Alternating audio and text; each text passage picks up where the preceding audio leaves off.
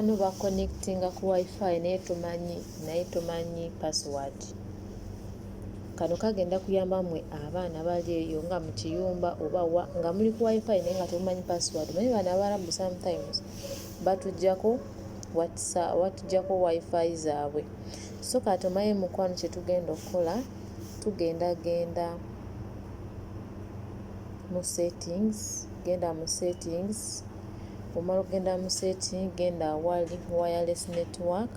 Omala ogenda awali wireless network, koona awali wifi.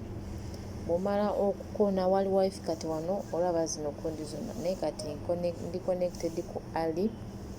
Mukoonemu, omala omukoonamu kuba ka screenshot wano eno. Bw'omala okukakuba ka screenshot, openinga wano, genda mu browser yo. Kati awo ogenda kuwandiikawo ekigambo, ogenda kusaakinga,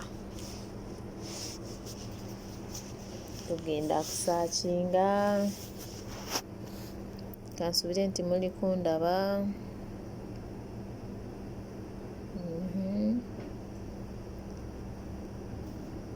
Kano kayamba abo abaagala okumanya wifi.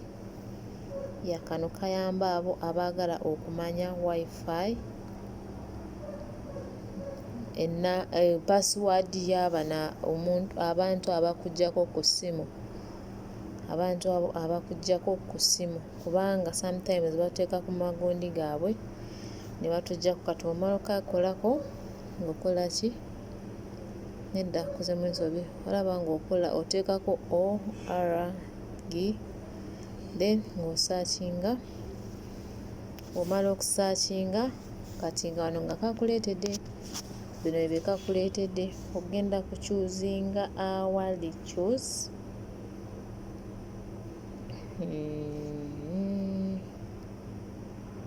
Oba okulagira kwe simanyi.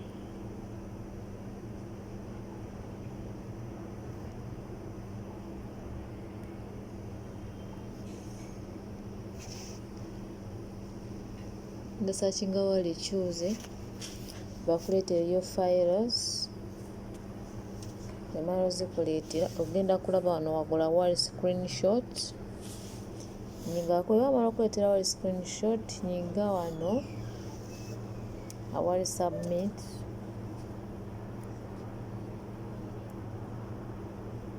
Kati mulaba wano eno wansi ewali password wano, ngiraba ono wansi. So mukwano nga tomanyi engeri gye basobola okukolamu oba okulabamu wifi ya mukamaawo, osobola okukola ki? Osobola okukozesa eyo gundi gye nkulaze step, oba osobola otuukako ku bulungi any wifi yonna nga bakonectinzeeko naye nga ba mikwano, ndowooza ka vidiyo ako mukalabye engeri gy'osobola okufunamu password eyo nga bakamaawo bakutadde ku wifi naye nga bakweka password. Osobola okuginoonya, kati gwe n'ogyeteekako nga tebamanyi, ofune akapapula embali okateekeko. Ate n'ekirala ba mikwano, tulekera okufuna essimu, tulekera okubeera n'essimu emu, ba n'essimu bbiri. Kano katiipu, ba n'essimu bbiri ofune w'ogikweka nga bakamaawo tebamanyi. Funawo okweka essimu nga bakamaawo tebamanyi. Bwe bakuggyako eno essimu endala gye bamanyi eri gye batamanyi, oba ofunye obuzibu oba osobola okontakitinga abantu bo oba mikwano gye n'osobola okufuna obuyambi. Nekitegeera ba mikwano, osobola okufuna obuyambi.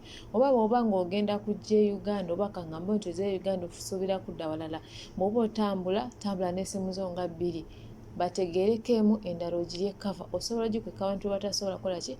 Bwe batasobola gifuna ba mikwano. Mukitegeera nti Abarabu si bangu.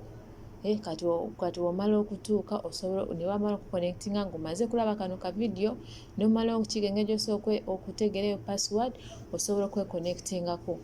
So bwe babaako ebuzibu bwe bakukola oba biki ne bakuggyako essimu, bw'omanyi Omwarabu ye bw'atabuka awoza kimu, ssimu eriwa. Kati awo okwata essimu endala gy'olina n'ogimuwa then eri n'ogisigaza ng'ogiridde cover. So contactingako abantu bo oba ofiisi yo oba baani ne bagamba ekizibu bwe kino bwe kiti kintuuseeko. So ako katiipu leero ke mbadde nako obwo obutiipu leero bwe mbadde nako ak'okutegeera password ya wifi wamu ne kano eno kweka essimu yo ba n'essimu bbiri kweka n'essimu yo osobole okubeera ng'okola ki ng'ocontactinga abantu ng'ofunye obuzibu. Ate mukwano naawe ng'oli awo okola nga tolina ssimu mukwano, nze naligambye nti tokkiriza nga okola nga tolina ssimu. Essimu ye mukwano gwo, essimu ye kikaakyo, essimu ye taatawo, essimu ye buli kimu ky'osobola okubeererako, kubanga zino famire ze tulimu tebasobola kutekinga keya gy'oli. Tolina ngeri osobola okuwuliza n'oyogera ne famire yo oba ki. So gezaako osobola okwogerako nabo mu bulungi n'obagamba nina famire, nina abantu, n'ofuna akantu kobalimba ne basobola okuba nga bakola ki nga bakuwa essimu. Kubanga waliyo abaana abatalina ssimu oba ofuna obuzibu bw'amaanyi nnyo. Nze nali Jordan ne nfunako obuzibu ne nkubira ofiisi ne bagamba ne banziggyako essimu era saamanyako contract mpaka okutuuka nga nvuddeyo. Famire yange lwe yakubanga nga tebampawadde na ssimu. So kati ne basigala bakulaba awo ng'embwa, ate bane nga basanze abantu abalina omutima omubi. N'ekirala nze nkumiikira nnyo nti kuutizannyo kino tugende mu maaso okusaba Mukama asobole okukola ki, Mukama asobole okutuyamba. Mukama ye Katonda wa byonna, yenna y'eggulu n'ensi. Kasita omwesiga oba ogenda kuwangula. Byebyo ba mikwano obutiipu bwe mbadde nabo.